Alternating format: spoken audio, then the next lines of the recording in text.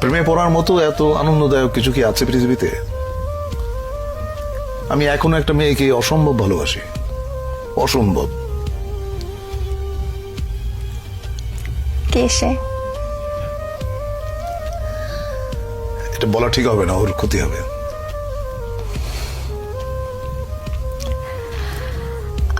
আমরা কি চিনি? চেনো হয়তো। আপনার কাছে প্রেমের সংজ্ঞাটা কি? প্রেম আপনি কিভাবে অনুভব করেন? প্রেম হচ্ছে স্বর্গীয়। এইটা মানুষের ভেতরে প্রেমের যে অনুভূতি, এটা পবিত্র এবং স্বর্গীয়। প্রেমের চাইতে ভালো বিষয় মানব ইতিহাসে নাই। আমি শুধু মানুষের প্রেমের কথা বলছি না। একটা মানুষ একটা বৃক্ষের সঙ্গে প্রেম করতে পারে, একটা মানুষ তার বাসার জানালার পাশে যে গাছটি আছে সেখানে যেটা দোয়েল পাখি বসে, সে তারও প্রেমে পড়তে পারে, তাই না? সাধারণত আমরা প্রেম বলতে বুঝি খুব ছোট্ট কথা, সেটা হচ্ছে যে একটা ছেলে একটা মেয়ে। ব্যাপারটা কিন্তু সেরকম না, তাই না? ধরো যেমন আমাদের প্রফেট, তার সঙ্গে আল্লাহর যে প্রেম, এটাকে তুমি কিভাবে ডিফাইন করবে? এটা ডিফাইন করা সম্ভব না। You have to feel it in your heart. প্রেম হচ্ছে এরকম। আমি একটু মানব প্রেমের মধ্যেই থাকছি। অনেকে বলেন যে প্রেমে পড়লে হৃদয়ে হার্টে ব্যথা করে, অনেকের পেটে ব্যথা করে, অনেকের মাথায়ও ব্যথা করে। তো আপনার ক্ষেত্রে প্রেমে পড়লে সেই ব্যথাটা কেমন? সেটা তোমার মনে হয় যে পেটের উপর একটা প্রজাপতি নাচতেছে, এবং প্রেমের ব্যথার মতো এত মিষ্টি ব্যথা বোধহয় পৃথিবীতে নাই। তো প্রজাপতি নাচলে কেমন লাগে সেটা একটু আপনার কাছ থেকে শুনি। এটা তোমার সুরসুরি জাতীয় একটা জিনিস, এটা আসলে বোঝানো সম্ভব না। তুমি হয়তো কাউকে ভালোবাসো বা কারো প্রেমে পড়েছো, তুমি তোমারটা তোমার মতো করে বুঝবে, আমি আমারটা আমার মতো করে বুঝবো। আচ্ছা, আপনার ওই যে ক্যামেরাম্যান যে আছে এখানে, কি নাম তোমার? হ্যাঁ, ছোটন। ছোটন। ছোটন ওর প্রেমের অনুভূতি কি এটা ও বুঝবে, ওটা তো আমি বুঝবো না। আমি যখন বালক ছিলাম তখন প্রেম বলতে যেটা বুঝতাম, পরিণত বয়সে এসে আমি দেখলাম প্রেম আসলে অন্যরকম। পার্থক্যটা কি? পার্থক্যটা অনেক অনেক অনেক। আমাদের ধরো যেমন প্রথম প্রেমের যে অনুভূতি, সেটা হচ্ছে যে বই পড়ে, শরৎচন্দ্র বা বঙ্কিমচন্দ্র পড়ে প্রেম সম্পর্কে একটা ধারণা মাথায় ছিল। ওইটা আসলে প্রেমের অনুভূতি না। প্রেমের অনুভূতি একেবারেই অন্যরকম, একেবারেই।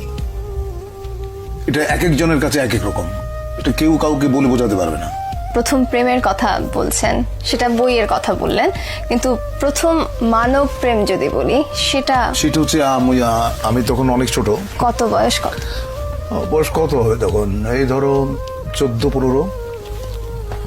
তখন প্রেমে পড়লাম এক গার্লস স্কুলের ম্যাডামের, যার বয়স ধরো আমার চাইতে 20 বছর বেশি। ওইটা আমার প্রথম প্রেমে পড়া। প্রেমে বহুবার পড়েছি, বহুবার।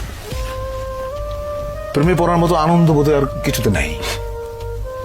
কিন্তু একটা জিনিস মাথায় থাকতে হবে, সেটা হচ্ছে যে কাউকে হার্ট করে, কাউকে বেদনা দিয়ে প্রেমে পড়ার মতো এরকম গরিত কাজ বোধহয় পৃথিবীতে নাই। তুমি যখন কাউকে ভালোবাসবে, এক বুক সমুদ্র নিয়ে ভালোবাসতে হবে তোমাকে, এক বুক সমুদ্র নিয়ে। তা না হলে সে প্রেমের কোনো অর্থ নেই। আমার কেন জানি মনে হয় যারা খুব সুন্দর করে কথা বলতে পারেন তারা অনেক সুন্দর করে লেখেনও। তা আপনি এত সুন্দর করে কথা বলেন, আপনি কেন লেখেন না? আমি সুন্দর করে কথা বলি কিনা জানি না, তবে আমি যেটা বুঝি আমি সেটা বলি। আমি মিথ্যে পছন্দ করি না। আচ্ছা, মিথ্যে কথা যে বলি না এটা বললে পাপ হবে, মিথ্যে মাঝে মাঝে বলতে হয়। এখন একটা মেয়ে দেখতে হয়তো অত ভালো না, সে হয়তো জিজ্ঞেস করলো যে আমাকে কেমন লাগছে, তো আমাকে বলতে হয় চমৎকার। এটা মিথ্যাচার না, এটা একটা মানুষকে তুমি যখন আনন্দ দাও এর মধ্যে পুণ্য আছে, সেই পুণ্যটা তুমি অর্জন করলা। আপনার প্রেমে কতজন মেয়ে পড়েছে যদি প্রশ্নটা করি? সেটা তো আমি বলতে পারবো না, সেটা মেয়েদের জিজ্ঞেস করতে হবে। আপনার কাছে কেউ এসেছে এরকম কিছু বলে? আমার যদি এখনো ফোন আসে এবং অদ্ভুত অদ্ভুত কথা। কেমন? একটা মেয়ে একদিন ফোন করে বললো আমাকে বিয়ে করেন। আমি বললাম তোমার বয়স কত? ও বললো আমার বয়স 22।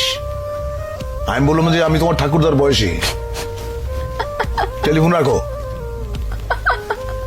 এখনো প্রচুর ফোন আসে এবং আমার খুব মানে খুব অদ্ভুত লাগে যে এটা তো বিয়ে করার বয়স না।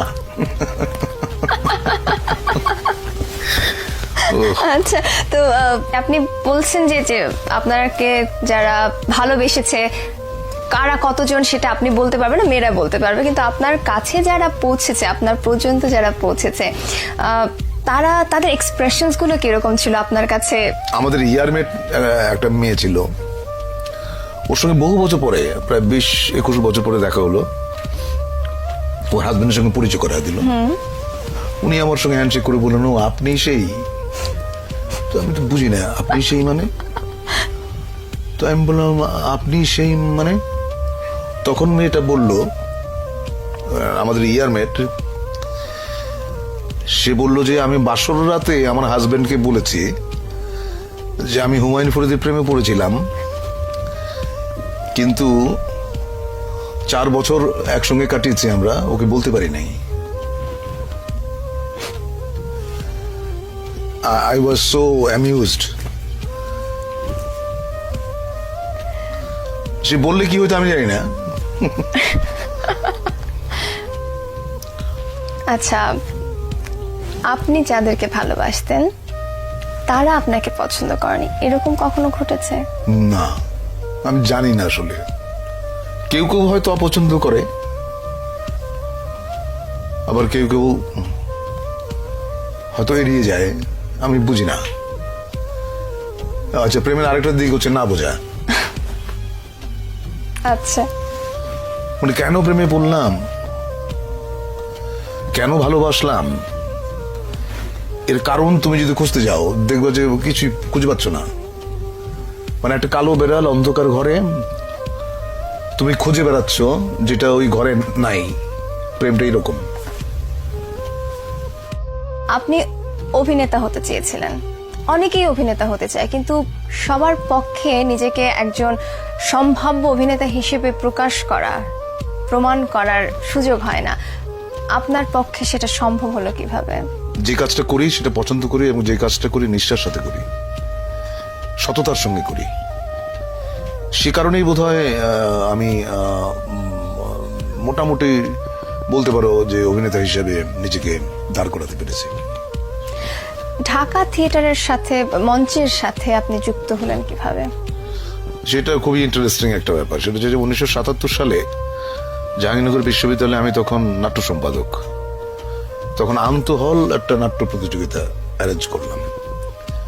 তো ওখানে জাজ হিসেবে গিয়েছিলেন আমাদের ঢাকা থিয়েটারের প্রধান পুরুষ জনাব নাসিরউদ্দিন ইউসুফ।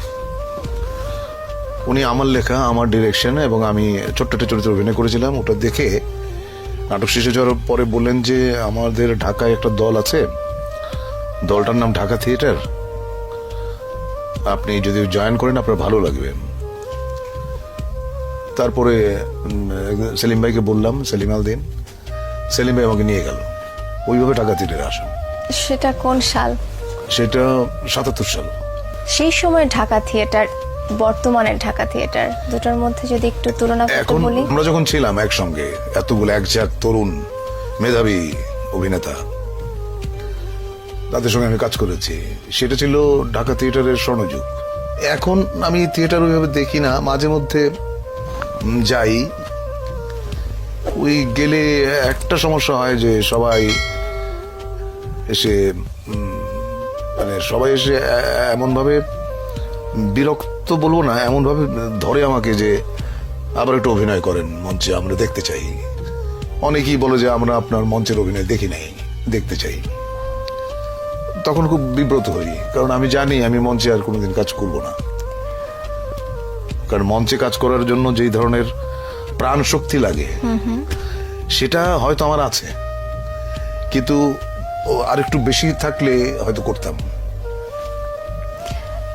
সেই প্রাণ শক্তিটা একজন অভিনেতা কোথা থেকে নিয়ে আসতে পারে আপনার মনে হয়? কিভাবে নিজেকে তৈরি করতে পারে? দেখো, ওই গিরিশ ঘোষ না কার জন্য একটা কথা আছে, দেহপট শনে নট সকলই হারায়। কারণ অভিনয় করতে একটা সুস্থ শরীর লাগে, একটা সুস্থ কণ্ঠস্বর লাগে। এখন শরীরের সামর্থ্য থাকতে হবে তো, কারণ মঞ্চে অভিনয় করতে গেলে অনেক অনেক পরিশ্রম করতে হয়। তো সেই জায়গাটা ওই আমি বোধহয় হারিয়ে ফেলেছি। আমার মনে আছে কেরামত মঙ্গল নাটকে আমার একটা এপিসোড ছিল প্রায় 40 মিনিটসের, মানে এক নাগারে সংলাপ বলে যাওয়া। এবং তখন তো মহিলা সমিতিতে তোমার ছিল না, এই এয়ার কন্ডিশনার ছিল না, প্রচুর ঘাম হতো, এবং আমার 1 থেকে 1.5 পাউন্ড ওজন কমে যেত প্রত্যেকটা শোতে, এত পরিশ্রম। মঞ্চে কাজ করার সময়, সেই সময়টা, যে সময়টা আপনি স্বর্ণ যুগের কথা বলছেন মঞ্চের, সেই মুহূর্তে, সেই সময়ে টেলিভিশন এবং মঞ্চে কাজ করার একটা কম্পিটিশনের একটা বিষয় চলে এসেছিল। আপনার সাথে যারা কাজ করছিলেন মঞ্চে, আপনার থেকে কম শক্তিশালী যারা অভিনেতা, তারা টেলিভিশনে গিয়ে অনেক আলোচিত হয়ে উঠছেন। তো এটা কখনো আপনার মধ্যে দ্বন্দ্ব সৃষ্টি করেছে? না, কখনোই না।